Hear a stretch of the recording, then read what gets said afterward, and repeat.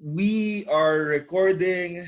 Welcome everyone to this episode.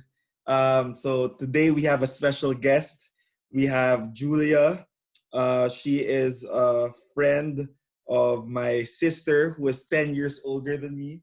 So it's crazy if my sister Anna will get to see this. And yeah, Julia, would you like to also introduce yourself further to the audience? So hi, I'm Julia. So as Bolo mentioned, I think I started visiting your house when I was like 13, 14 years old. So I kind of known you for 20 plus years now.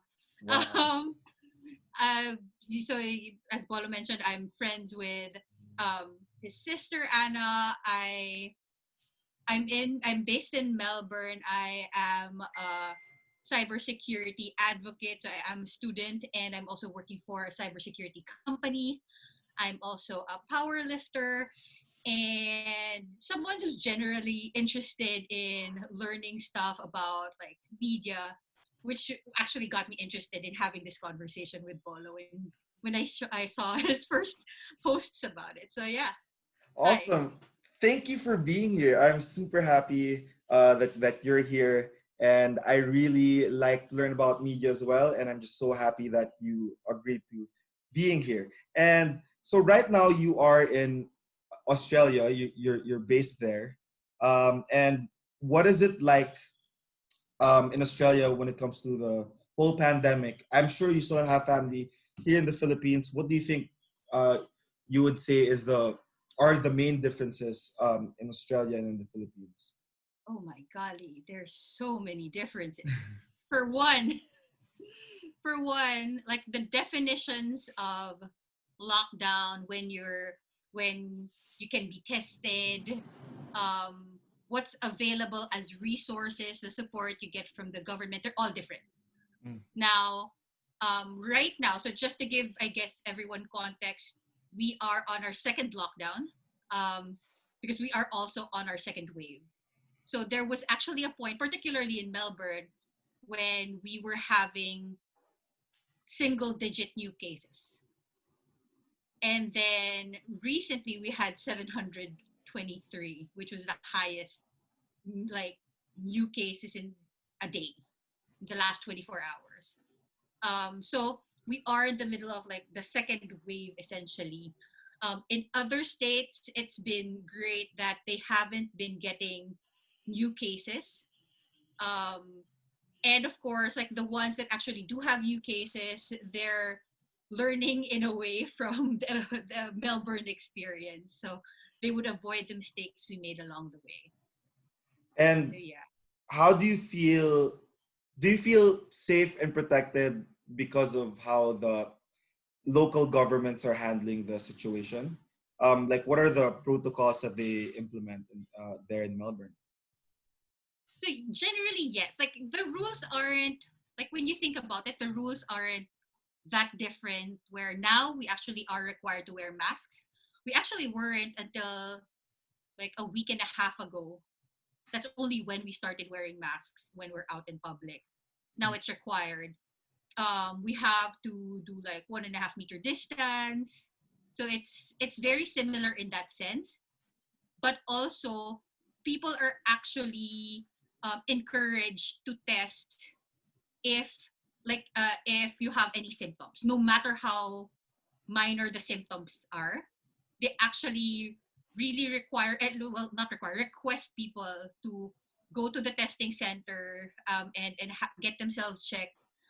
There's also so much support with the businesses. So with the businesses, there's this thing they call the job keeper, so that businesses would essentially keep their employees. Mm. The government is in a way subsidizing the salaries and wages. So Understood.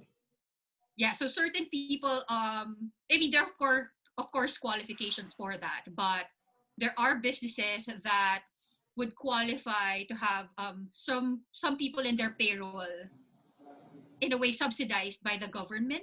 So the businesses are kept running, people have their jobs. So instead of giving them directly to people.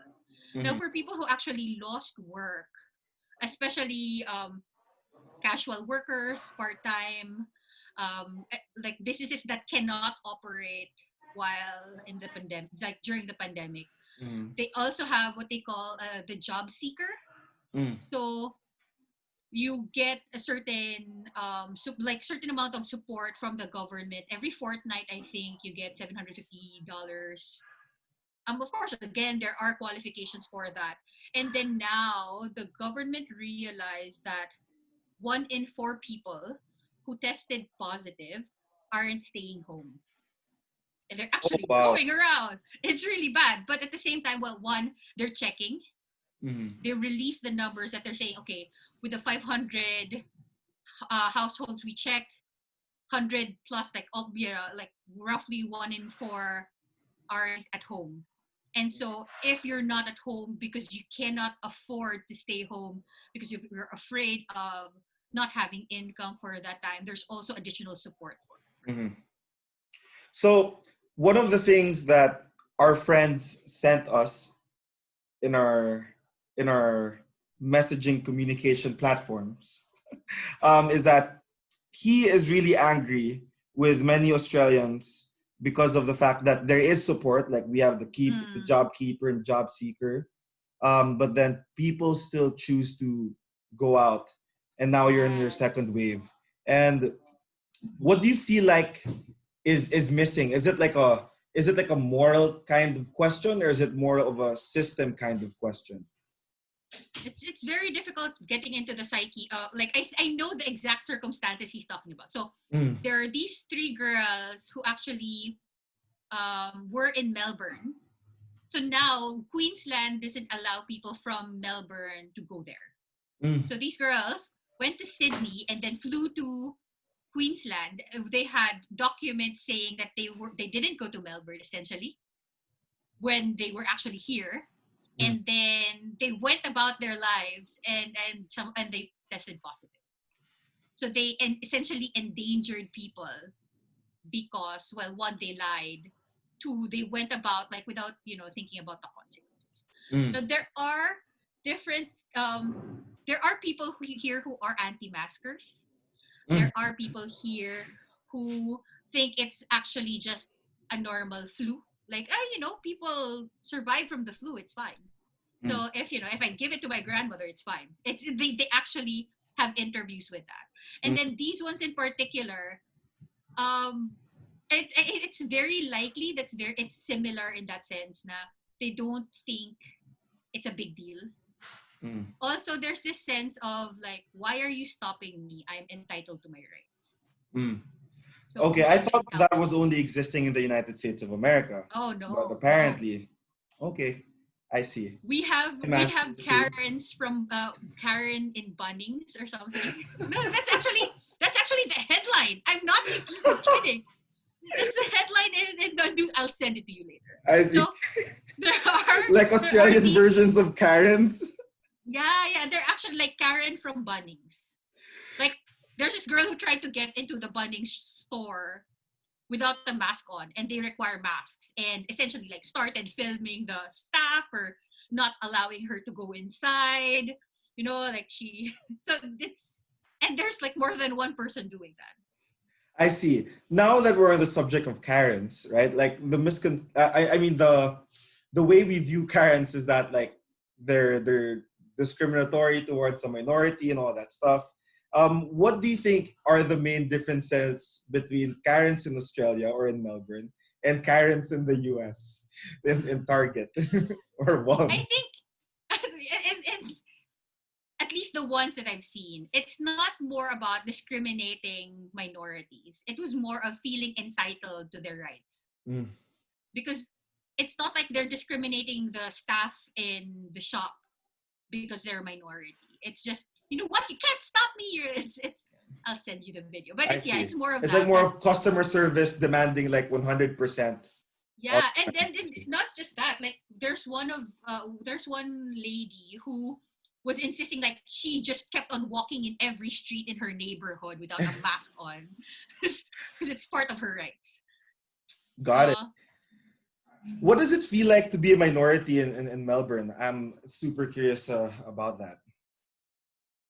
Because I'm in Melbourne, it doesn't really feel like I'm a minority. Like there's so many cultures here. When you're, let's say, in the train, well, before the pandemic, of course, where you're in the train, you can hear different languages being spoken on the train, and so it doesn't feel um I don't feel like I'm a minority in that sense. Mm. Also, it's very common for me to be walking around and then you hear people speaking in Filipino. How So parang, come? ay, Like, there's just so many Pinoys all over. I see. So there's just so many Pinoys that, sometimes it feels like when somebody starts talking in Filipino, I look around wondering if they're talking to me. So yung expectation ko. So it doesn't feel like that. Also, it's very difficult to lose your accent Mm, because there's so many accents around. Like everyone has one. And so as long as you're understanding each other, you're fine.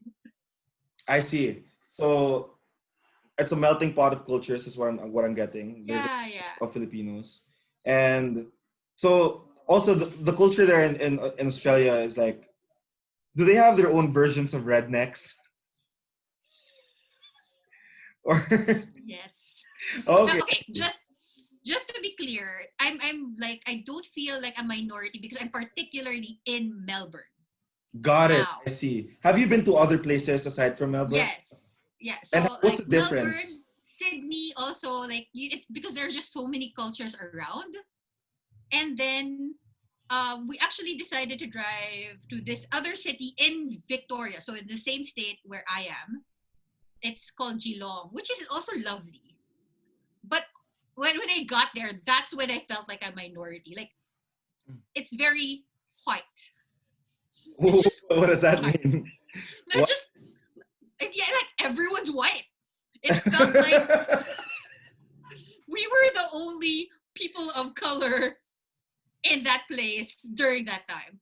I actually watched a play with my husband, and then when like during the time we were looking at everyone coming in, there was only one other brown couple coming I have in a, the theater. I have a question. Was everyone super tall? Yes, it's like they're Vikings. Like, do you ever wonder how do they get so tall? Like, how can people be this tall? And then like, sometimes you get to wonder if they think, how can people be this short? It's just I so mean, of course, not everyone is like super tall. I mean, there's also a mix, but like with the train, so normally when I'm on the train and I'm standing and I need to grab, parang ito lang yung tip, ito yung bar, tapos ito yung fingers ko. it's so funny. It's just It's it's so built bad. for the average Australian. But for us, Yun lang like yung wow. nakakapit. Because there was Yeah. a point, I had a scarf with me. I had a pashmina scarf with me. Tapos sinabit ko talaga siya kasi medyo malayo yung stop ko. So sinabit ko yung scarf. Sawa ko sa ganyan. Para mas comfortable for me. Pero yun, nisip ko talaga. Actually, I've encountered that. Yung while commuting, parang, bakit ba ang tangkad nila? Sinisip na lang, bakit ang liit niya? Yeah. What do you call this? We have 1 minute left, and I don't know. Okay. It's been a while since I had a good laugh about just random cuento. Um, what would you say to people who would want to move to Australia? Maybe we can end with that. Yeah. Yeah, yeah. From I the think it's. Philippines. I'm sorry, I didn't get that From the last part. Philippines. Yeah, like Mm, people from the okay. Philippines. What would you say if they want to move to Australia? What should they do? What should they work on? So there are different ways to move to Australia. What we did is we got the permanent residency visa because my husband fits the skilled occupations. Like he fits one of the skilled occupations they were looking for. So if you do, well, one, be ready to start over. I think that's a big thing for people to consider. because it feels like you're starting from scratch, and it's Mm. fine. It's also great that, like, even if you do consider doing blue collared work for a while, when you're trying to look for, like, the job that fits more of your experience, it's Mm. not embarrassing. It's not Mm. like a big deal na parang, okay, you're doing this kind of work for now kasi they're actually paid fairly well. Mm. um and people take pride in their work. Mm. Generally the quality of life is different. Of course, you'll miss family and friends, Mm. definitely. I think yun yung pinakamalaking adjustment for us. Like, everything else was easy except missing family and friends kasi it's just the physical distance is there. But other than that, it's good to consider. I think a lot of people move here to raise families. Others just good opportunities, or trying to trying to like live differently from what they grew up with.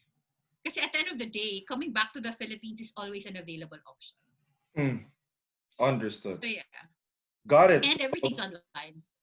So So Australia is looking for like certain types of people, and if you fit that mhm, qualification, like engineers, they'd be happy to give you like a mm, permanent residency visa. Prepare to start from scratch. Don't be shy or afraid to take on blue collar work because people take pride of it, and like you get paid really well for doing that work. And be prepared to miss your family, and going mm. back to the Philippines is always an option. Thank you so much for that value adding answers towards that question, and thank you for being here, Julia. That ends our our, our episode. Yeah, and I will stop recording now. Bye. See ya. Thanks.